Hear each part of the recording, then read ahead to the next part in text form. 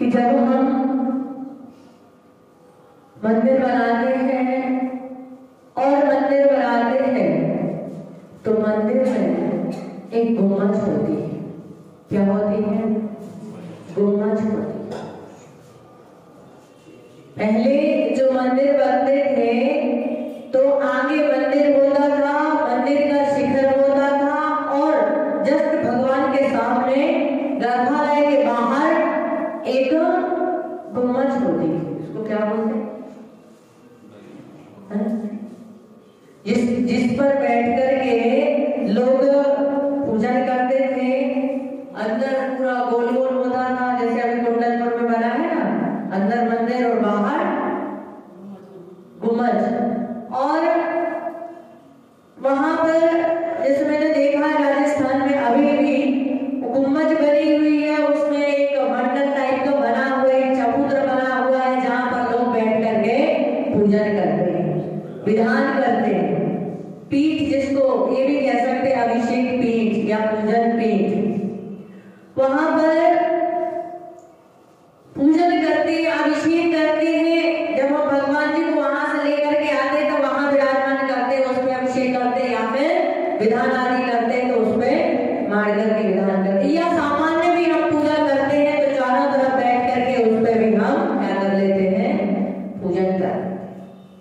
कभी विचार किया, कभी आपके मन में यहाँ बनी है गुम्बद नहीं बनी, मुझे नहीं इतना ध्यान दिया मैंने, लेकिन मोस्टली जितने प्राचीन मंदिर होते हैं सभी प्राचीन मंदिरों में जहाँ पूजन का स्थान होता है वहाँ ऐसा पूरा ऊपर गोल गोल बना हुआ होता है या फिर पूरा चौक होता है।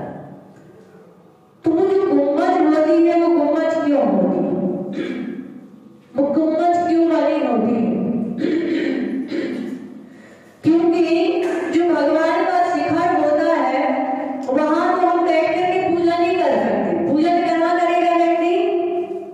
गर्भालय के बाहर पूजन करेगा, उसके अंदर पूजन करेगा।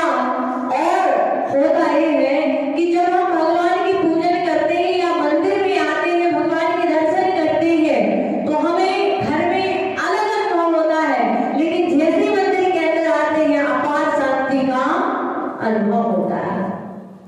होता क्या? अलग शांति होती है, अलग अनुभूति होती है, अलग विशुद्धि बढ़ती है, अलग ही एक मन में एक अलग ही भाव पैदा होता है। इसलिए जो आपको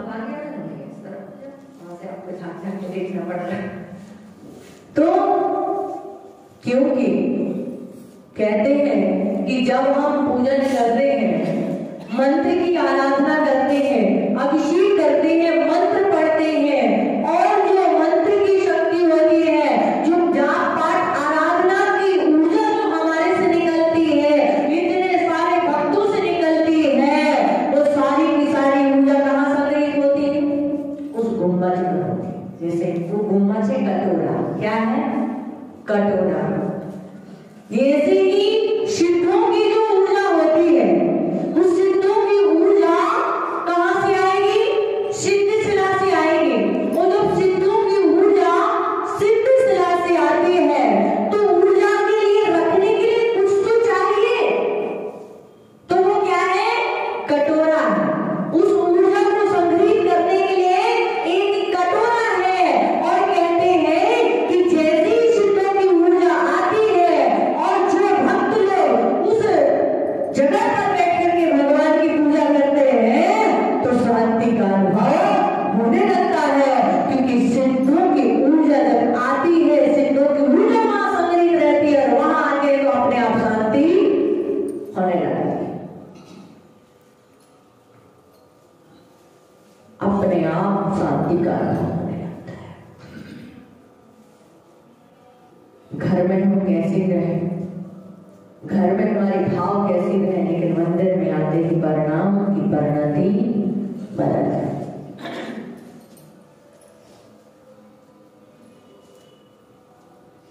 सोचना, विचार करना, आपके मन में प्रश्न भी आता होगा कि सिद्धों की ऊर्जा 7 राज ऊर्जा से यहां तक कैसे आए? सकती कि नहीं आ सकती? कैसे आ सकती है? कैसे, किसकी शक्ति के द्वारा? वो सिद्धों की ऊर्जा आती है ध्वजा के माध्यम। किसके माध्यम से आती है? ध्वजा के माध्यम से। ध्वजा जो होती है वो एंटीना का काम करती है। किसका काम करती है? एंटीना। पहले जब टीवी चली थी तो क्या चले थे? अब क्या चलती है? लेकिन वो भी एक एंटीना ही है। यदि वो नहीं लगाएंगे तो मुंबई में क्या हो रहा है, दिल्ली में क्या हो रहा है, वो आपको पता नहीं चलेगा, आप नहीं देख पाएंगे। बिना एंटीना के, बिना डिश के आप कुछ नहीं देख सकते। कुछ आपको मिलेगा नहीं, कितनी भी बड़ी, कितनी भी महंगी टीवी लगा लोगे, लेकिन जब तक डिश नहीं लगेगी तब तक आपको कुछ भी दिखाई सुनाई नहीं देगा। तो ऐसी ही जो एंटीना हो, जो ध्वजा होती है, वो एंटीना का काम करती है। और पहले मैंने देखा है कि जितना ऊंचा एंटीना होता था उतना अच्छा चित्र आता था। ऐसे ही होता था, ऐसे ही होता था। यदि एंटीना नीचे है तो बरसात जैसी बरसती थी, ऐसा लगता था जैसे मधुमक्खी भिनभिनाती ना, ऐसे ऐसे उसमें दिखाई देता था। और यदि एंटीना व्यवस्थित है, एंटीना अच्छा है, दृढ़ है, सुडौल है और ऊंचा है, तो एकदम चित्रकारी कैसी आती थी? साफ आती थी, स्वच्छ आती थी। ऐसे ही कहते हैं कि जो ध्वजा है यदि सुडौल है, व्यवस्थित है, अच्छी है, तो कहते हैं उतनी ही ज्यादा सिद्धों की ऊर्जा हम तक आती है। क्या? अब होता ये है कि हम ऐसी परंपराओं में बंधे हुए हैं, बोले ध्वजा साल के साल चेंज होगी। कब चेंज होगी? आपके यहाँ ऐसा नहीं है, लेकिन ऐसा नहीं है। तब भी मैं अभी देख रही थी कि सारी ध्वजाएं फट गई। तो उसके पीछे ऊपर चढ़ने वाले नहीं मिल पा रहे। हाँ, देखिए, ध्वजा यदि फट जाती है तो समाज भी फट जाती है। इसलिए ध्वजा फटी नहीं होना चाहिए। ध्वजा फटेगी, समाज फटेगी। ध्वजा अखंड रहेगी, समाज अखंड रहेगी। समाज बिखरी नहीं रहेगी। ये प्रतीक है। इसलिए आप महावीर जी रहे, महावीर जी, और महावीर जी के तीनों शिखरों पे ध्वजाएं जो लहराती है, ऐसा लगता है कि जैसे विजय ध्वजा पताका लहरा रही हो। ध्वजा सुंदर होती है, सुंदर होती है, फहराती रहती है तो समाज का भी यश बढ़ता रहता है। और जहां ध्वजा फट गई, समाज फट गई, यश फट गया, कीर्ति फट गई। और कहते हैं ध्वजा में ना तो छेद होना चाहिए, ना ध्वजा फटी होना चाहिए, ना ध्वजा टेढ़ी होना चाहिए। यदि ध्वजा टेढ़ी हो जाती है तो समाज का कद भी झुक जाता है। आज हम लोग हम घर में भी ध्वजा लगाते हैं, बहुत सारे लोग लगाने चाहिए, घर में भी ध्वजा लगाना चाहिए। लेकिन कुछ लोग ऐसे लगा लेते हैं, आधे हवा में वो टेढ़ी हो गई, डंडी झुक गई है, पूरा ध्वजा झुक गया है, और फिर बोलते हैं कि हमारे बच्चे हमारा सम्मान नहीं करते हैं, हमारी कदर नहीं करते हैं, हमारा सम्मान नहीं होता है, कोई भी जवाब दे देता है, कुछ भी हो जाता है। क्यों? क्योंकि आपके घर की जो ध्वजा है या मंदिर की ध्वजा है वो कैसी हो गई? झुक गई। झुकना पराजिता का प्रतीक है और खड़े रहना विजय का प्रतीक है। इसलिए घर में भी ध्वजा हो तो टूटी फूटी नहीं होना चाहिए, फटी नहीं होना चाहिए, कटी नहीं होना चाहिए। जैसी हो वैसे ही चेंज कर रहे। जब हम मन बना लेते हैं तो सब अपने आप हो जाता है। हम सोचते हैं रोज रोज कौन बदलेगा, महीना 15 दिन में फिर फटना है, फिर कौन चेंज करेगा, फिर कौन चढ़ाएगा। तो हमारे घर की टीवी यदि खराब हो जाती है, हमारी डिश खराब हो जाती है तो हम उसी दिन ठीक करते हैं। लेकिन मंदिर की ध्वजा यदि है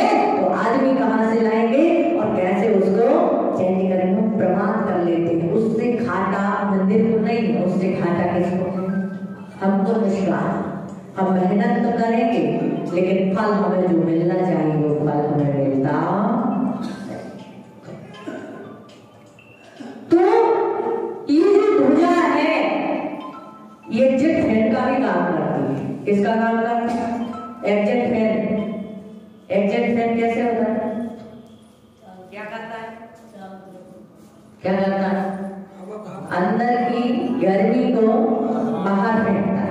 अंदर की गर्मी को बाहर फेंकता है और बाहर की शुद्ध वायु को अंदर लाता है। ऐसी भी जो ध्वजा होती है, ध्वजा एग्जिट फैन की तरह होती है। वो जितनी भी अशुद्धि होती है सारी अशुद्धि को क्या करती है? बाहर फेंकती है और सिद्धों की जितनी ऊर्जा होती है उस ऊर्जा को कैचअप करती है और ऊर्जा को वहां तक लेकर आती है। हमारे घर में भी हो तो भी ऊर्जा को लेकर के आएगी, मंदिर में हो तो मंदिर में ऊर्जा को लेकर के आएगी। तो धर्मात्मा की निशानी है ध्वजा घर में लगाना।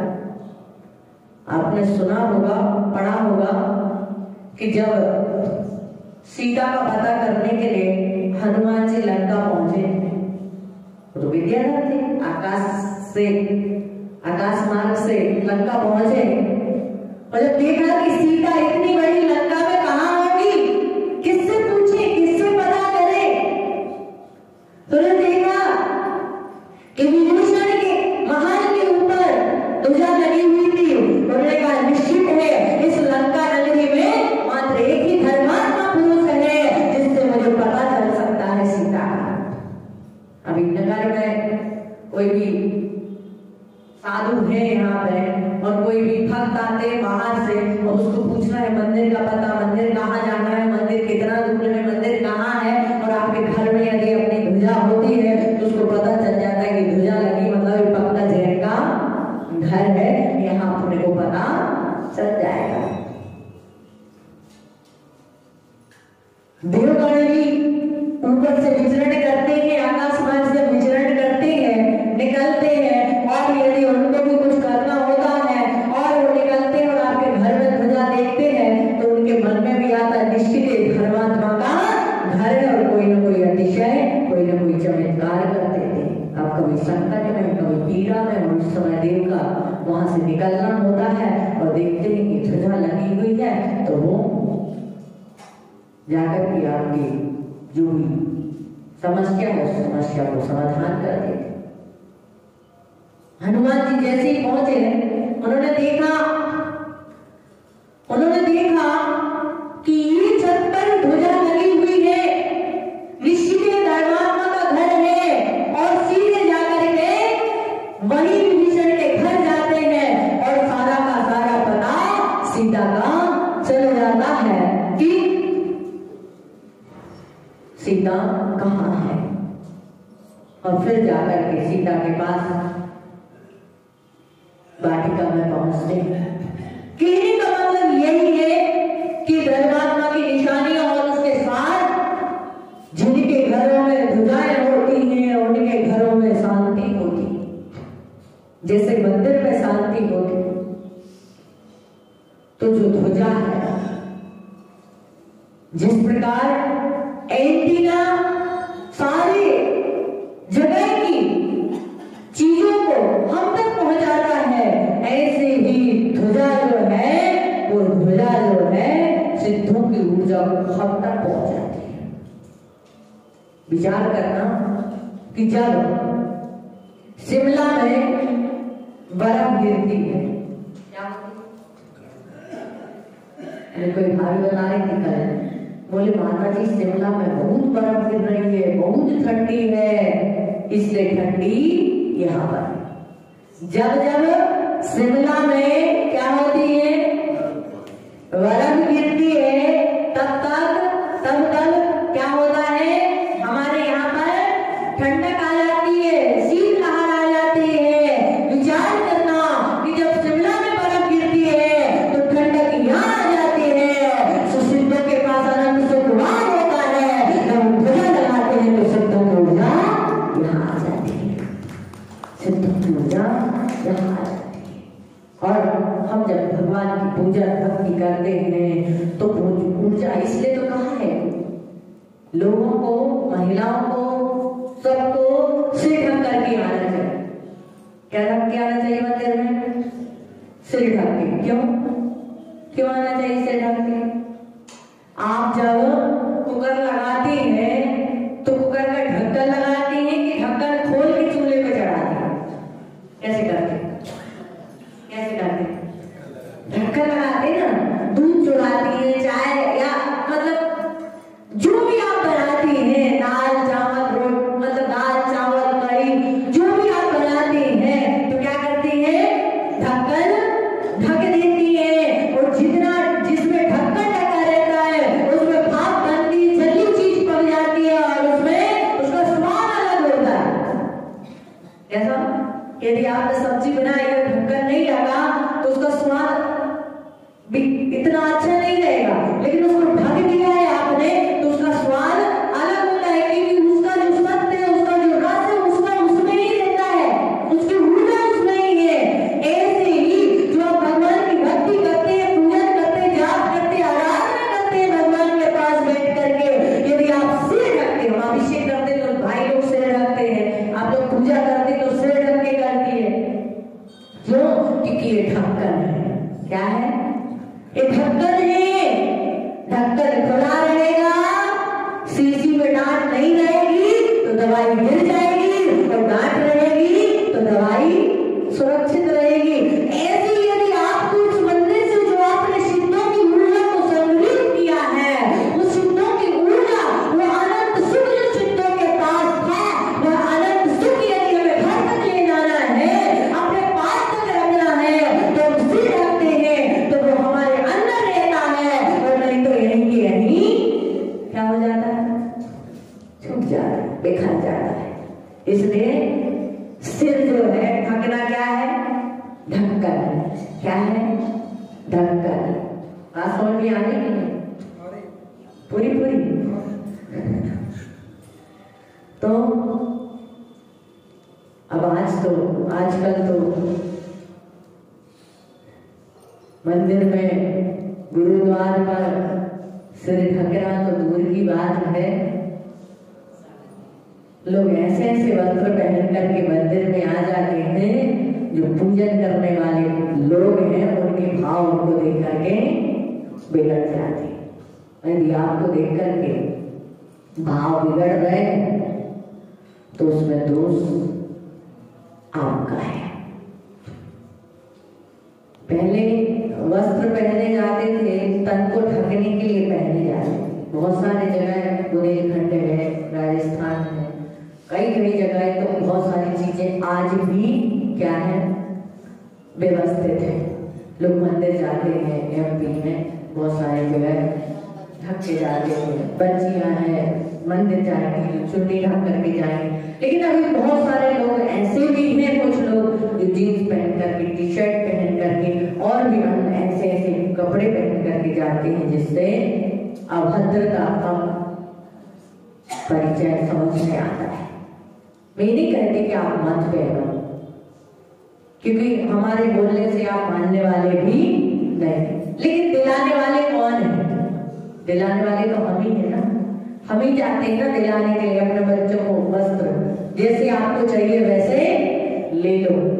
नहीं, जब बच्चा छोटा होता है उस छोटे से बच्चे को तभी से आप बोलिए ऐसे वस्त्र नहीं, ऐसे वस्त्र। हम सोचते अभी तो छोटे हैं, अभी इतने इतने वस्त्र पहना लो, अभी तो बच्ची छोटी है, और छोटे छोटे में जब वो बड़ी होती है तो उसको लगता है मैंने तो इतने इतने पहने हैं, शुरू से पहने हैं और मुझे ये बहुत अच्छे लगते हैं, और शुरू से लेकर के वो क्या करती है, फिर बड़े होने तक वही चीजें पहनती रहती। कहने का मतलब ये है कि आप शुरू से ही उसको ऐसे वस्त्रों के संस्कार डालो ताकि बड़े में वो वैसे ही वस्त्र पहने। और पहनना भी है, बाहर जाओ, जो करना है करो।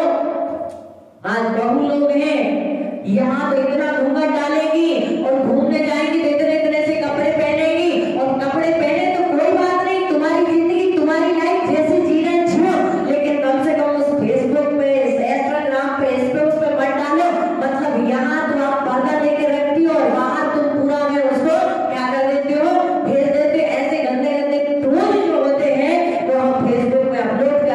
दिखाते हैं कि देखो हम यहाँ घूमने गए और ऐसे ऐसे वस्त्र पहने हैं। अब वो ससुर भी वही पिक दिखता है, जेठ भी वही पिक दिखता है और दुनिया भर के लोग भी वही चीज को देखते हैं। बोले घर में तो हम नहीं पहनते, लेकिन बाहर जाते हैं तो चलता है। बाहर पहनो, लेकिन कम से कम फिर वैसी फोटो में भी मत डालो। और आप मंदिर आओ तो शालीनता से आओ। अपने बच्चों को ऐसे ही बताओ कि मंदिर में जब जाओ तो जीन्स पहन के नहीं, टी शर्ट पहन के नहीं, क्योंकि बाकी जगह आपका झुकने का काम नहीं होता। लेकिन अब हम मंदिर में आएंगे तो दर्शन करेंगे तो झुकेंगे तो पीछे से भी दिखेगा। और मतलब गुरुओं के पास आओ, साधु के पास आओ तो साधु के पास भी ऐसे वस्त्र पहन के आओ ताकि उनके परिणाम खराब, क्योंकि उनके परिणाम खराब होने में कहीं ना कहीं हम भी जिम्मेदार हुआ करते हैं। समय आपका हो रहा है ना।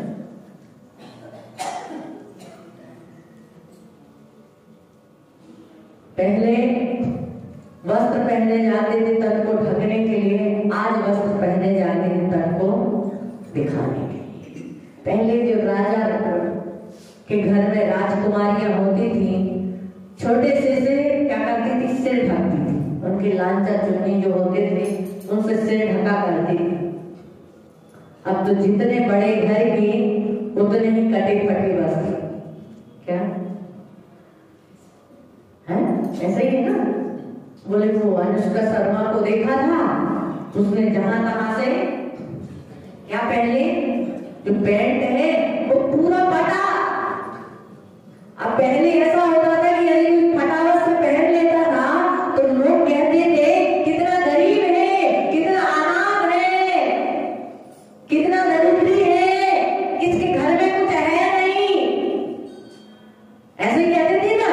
अब कहते जितना फटा पहने हैं उतना ही रईस है, उतना ही बड़ा है। और पता चलता है कि फटे वस्त्र ज्यादा महंगे मिलते हैं और व्यवस्थित थोड़े सस्ते मिल जाते हैं। ऐसा ही है ना। मैं लेने नहीं गई, मैंने पहने हैं, लेकिन बताते हैं लोग मुझे, तो मुझे पता है कि मतलब वो नकल का युग चला है ना, जो कि नकल करो, जिसने जैसा चश्मा लगाया वैसा चश्मा, वो सलमान खान ने तरह छोड़े वाला लगा लिया, 10 लोग वैसे चश्मा लगाने लग गए हैं। वो अनुष्का शर्मा ने फटे कटे कपड़े पहन लिए तो लोग वैसे फटे पहनने लगे। और वो विराट कोहली है ना, उसने इधर से उस तरह चलवाया, इधर से चलवाया और बीच में एंटीना लगा लिया और बस लोगों ने उसको भी चालू कर दिया। ऐसा ही है। मतलब मैं आप लोग कहते हैं नकल करने में बुराई नहीं, आप नकल करो, खूब करो, जितनी करना हो उतनी करो, लेकिन जिसकी करना उसकी करो, हर किसी की मत करो। क्या नकल करना है करो, मैं कहती हूँ नकल ही करना है तो किसी नायक और खलनायक की नहीं, नकल ही करना है किसी नायक का खलनायक का की नहीं, नकल ही करना है तो नायक खलनायक की नहीं, वो नायक की नकल करो, आपका कल्याण करो। नकल ही करना है तो संतों की करो, नकल ही करना है तो संतों की करो।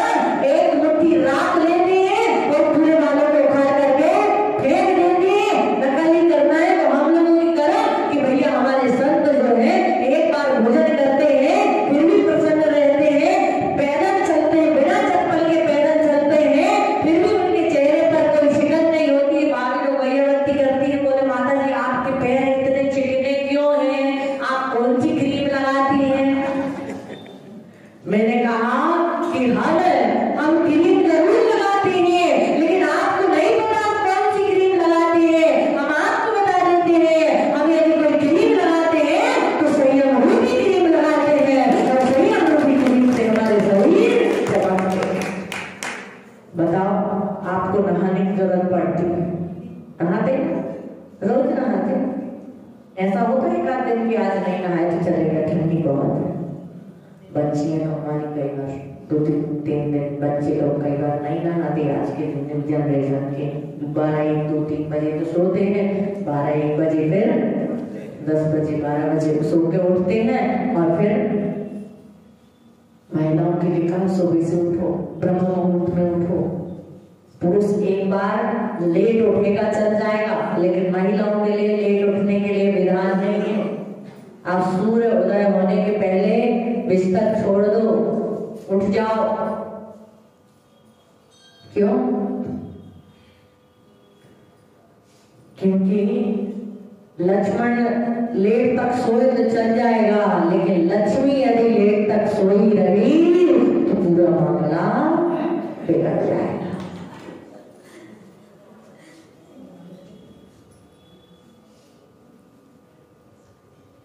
बात कहाँ चल रही थी? कहाँ चल रही थी बात?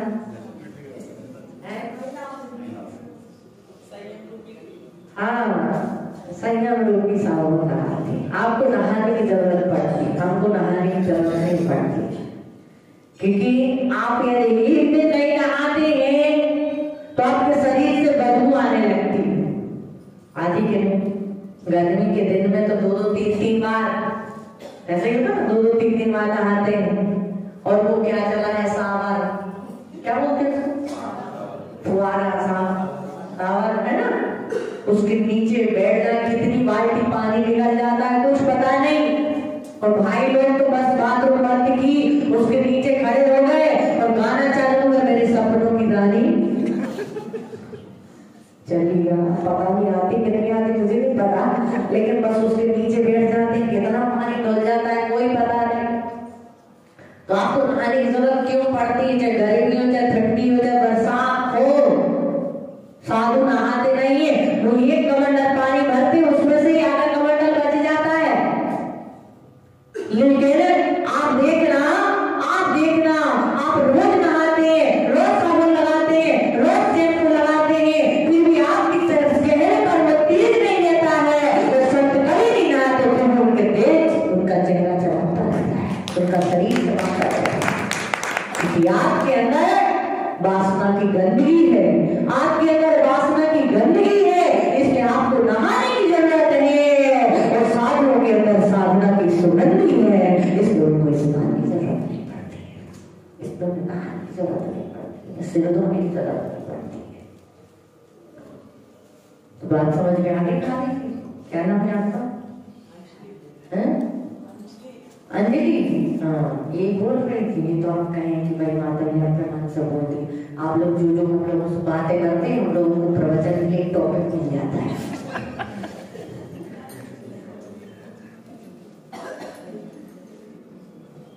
बोले आप हमें भी बता दो क्रीम, तो हम भी लगा लेंगे, हमारे पैर चमक जाएंगे। मैंने कहा बिल्कुल बता देते हैं, आप हमारे साथ आ जाओ और हमारे साथ पैदल चलने लग जाओ, अपने आप आपके अंदर चमक आ जाएगी, अपने आप आपके पैर चमकने लग जाएंगे। बस जितनी संयम की साधना है, जितनी तप आराधना है, अपने आप एक तो तेज होता है, तेजस शरीर के माध्यम से। एक तेज होता है किसके माध्यम से? तेजस शरीर के माध्यम से। और एक तेज होता है तप के माध्यम से। तेजस शरीर तो 1 इंद्री से लेकर के 5 इंद्री तक के सभी जीवों के होता है तेजस गार्मेंट शरीर। लेकिन तेज जो है वो तेजस शरीर को और तेज करने वाले यदि कोई चीज होती है तो वो होता है तप, साधना, संयम की आराधना। जितनी जितनी साधना बढ़ती, आचार्य विद्यासागर जी महाराज का एक मैंने प्रवचन सुना था, उन्होंने कहा कि जितना प्राचीन मंदिर है, क्या जितना प्राचीन मंदिर हो उतने उस प्राचीन प्रतिमा में, उस प्राचीन मंदिर में उतने ही अधिक अतिशय होते हैं। जितना प्राचीन ग्रंथ हो, क्या जितना प्राचीन ग्रंथ हो, यही सतखंड अगर आज छपा हुआ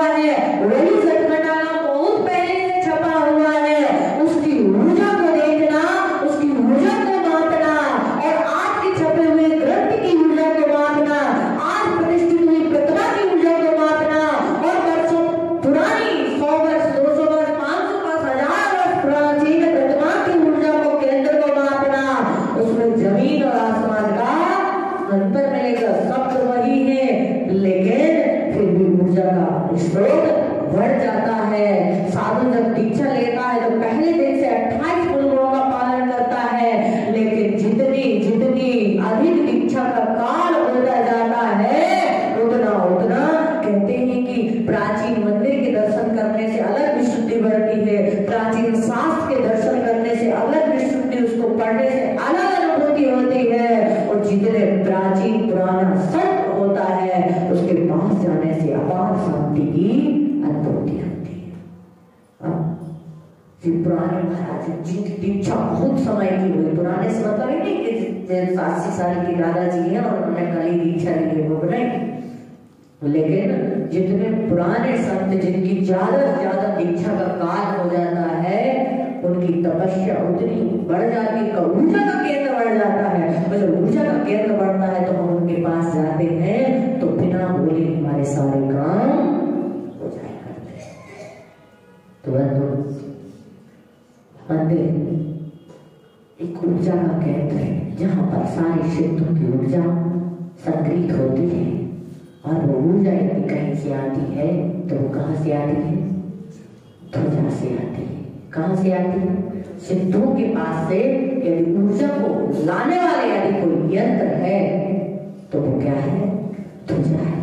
जितनी ऊंची ध्वजा होगी उतने ही ज्यादा ऊर्जा का केंद्र बढ़ेगा, उतनी ज्यादा समाज खुशहाल रहेगी, प्रसन्न रहेगी, किसी भी प्रकार की तकलीफें नहीं आएंगी, परेशानियां नहीं आएंगी।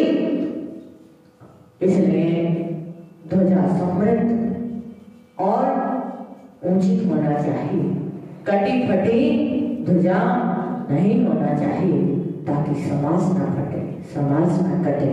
अजब हमारे यहाँ तो 2 पार्टी है, हमारे यहाँ तो 2 चलते हैं, हमारे यहाँ तो 3 चलता है, कांजी भी चलता है, 13 भी चलता है, 20 भी चलता है, फलाना चलता है, ढिमका चलता है? क्यों चलता है? 24 भगवान तो वही है जिनको सब मानते हैं, सब पूजा करते हैं, सब भक्ति करते हैं, लेकिन फिर भी हम बैठे नहीं रहते। तो उसका कारण एक बहुत बड़ा ये भी होता है क्योंकि हमारा घर का वास्तु सिर्फ घर से चलता है। घर के जितने सदस्य हैं ना, यदि घर का वास्तु बिगड़ा है तो आपके घर के जितने लोग उस घर में रह रहे हैं उन पे उसका प्रभाव पड़ेगा। और मंदिर का वास्तु बिगड़ा रहता है तो उस मंदिर का वास्तु का प्रभाव पूरे समाज में, क्या पूरे नगर में पड़ता है। क्या यदि मंदिर की ध्वजा समृद्ध है तो सिर्फ उसका लाभ जैनों को नहीं मिलेगा, बल्कि जहां जहां तक उसकी ऊर्जा जाएगी उस ध्वजा से टकरा करके उन सब के लिए उसका शुभ अशुभ प्रभाव पड़ता है। इसलिए इन सभी बातों का ध्यान रखेंगे, समझ तो भगवान की